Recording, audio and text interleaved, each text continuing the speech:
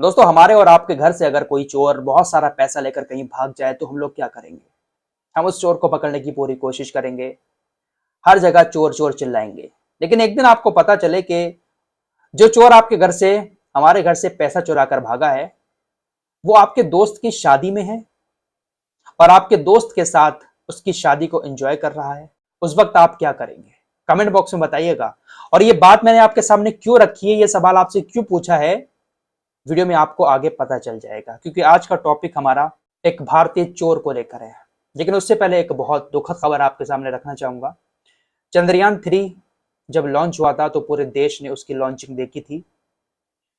उस वक्त आपने एक आवाज सुनी होगी, काउंटडाउन जब शुरू हुआ था, 8 7 6 5 4 3 2 1 0। चंद्रयान-3 के लॉन्चिंग से पहले आपने ये आवाज सुनी होगी। अब ये आवाज हमेशा के लिए खामोश हो चुकी है। उन वैज्ञानिक को हार्ट अटैक आया और उनकी मौत हो गई।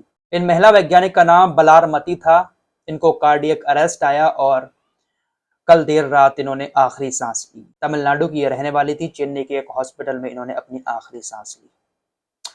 फिलहाल अब चलते हैं अपने उस टॉपिक की तरफ जिसकी चर्चा मैंने शुरू में की थी। दोस्तों, आपने ललित मोदी का नाम तो सुना ही होगा। जिस ललित मोदी के नाम पर राहुल गांधी के ऊपर केस हो गया था, उनको 2 साल की सजा भी हो गई थी। ललित मोदी भारत का भगोड़ा है। भारत की बैंकों से करोड़ों रुपए लूटकर, लोन लेकर वो देश छोड़कर भाग चुका है। भारत उसको भगोड़ा भी घोषित कर चुका है।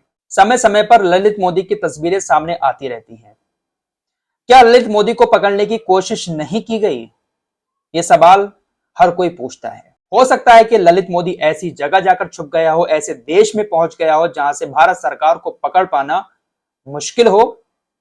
लेकिन कल ललित मोदी की एक तस्वीर सामने आई।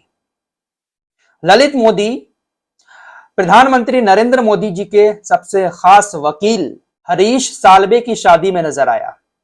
हरीश साल्वे देश के नंबर 1 वकील हैं। मोदी जी के भी सबसे ज्यादा करीबी हैं। चलिए, मोदी जी के वकील ना सही, मोदी जी के करीबी ना सही, लेकिन केंद्र की मोदी सरकार ये जो एक स्कीम लेकर आ रही है, वन नेशन वन इलेक्शन की, जिसके बारे में मैंने आपको बताया था, एक कमेटी बनाई गई है। रामनाथ कोविंद जी को, जो हमारे पूर्व राष्ट्रपति थे, उनको इसका अध्यक्ष बनाया गया है। तो इस समिति के बहुत खास सदस्य हैं हरीश साल्वे। हरीश साल्वे को इस कमेटी में शामिल किया गया है, जो वन नेशन वन इलेक्शन की कमेटी बनाई गई है। तो आप इससे अंदाजा लगा सकते हैं कि हरीश साल्वे जो है वो मोदी जी के कितने ज्यादा करीबी हैं कि उनको इस कमेटी में भी शामिल किया गया है। काफी जानी मानी हस्ती हैं हरीश साल्वे, बहुत बड़े वकील हैं। इन्होंने तीसरी शादी की है। हरीश साल्वे ने 63 साल की उम्र में तीसरी शादी की है। तो इनकी शादी में बड़ी बड़ी हस्तियां पहुंची थी, नीता अंबानी भी पहुंची थी। तो इसी शादी में ललित मोदी भी पहुंचे।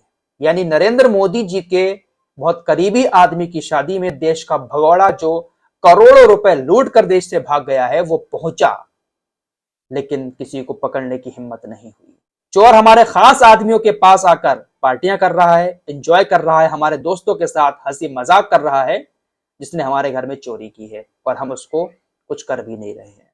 जी न्यूज के जो मालिक थे, इनका नाम है सुभाष चंद्रा। सुभाष चंद्रा के ऊपर एक बहुत मोटा कर्ज था। यस बैंक का तकरीबन 6500 करोड़ रुपए का कर्ज सुभाष चंद्रा के ऊपर था। अब खबर आ रही है कि यस बैंक ने सुभाष चंद्रा का बहुत सारा पैसा माफ कर दिया है। तकरीबन 75% कर्ज माफ कर दिया है, सिर्फ 25% कर्ज देना है।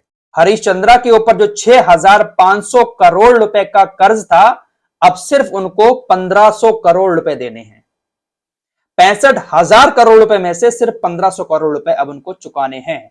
बाकी कर्ज उनका माफ कर दिया गया है। ऐसी खबरें आती रहती हैं। पैसा बहुत है, देश के अंदर पैसे की कमी नहीं है, लेकिन चुनिंदा लोगों के पास है। जरा सोचिएगा, एक गरीब आदमी बैंक से अगर 1 लाख रुपए का लोन भी ले ले, 50,000 रुपए का लोन भी ले ले, और अगर वो समय पर ना चुका पाए तो उसके पीछे इस तरह से पड़ जाती है। यहाँ करोड़ों रुपए, अरबों रुपए इधर से उधर हो जाते हैं और ऐसे माफ भी कर दिए जाते हैं। चोर हमारे सामने होते हैं लेकिन पकड़े नहीं जाते हैं। फिलहाल इस रिपोर्ट में इतना ही। मिलते हैं एक और नई वीडियो के साथ। तब तक के लिए अपना ख्याल रखिए।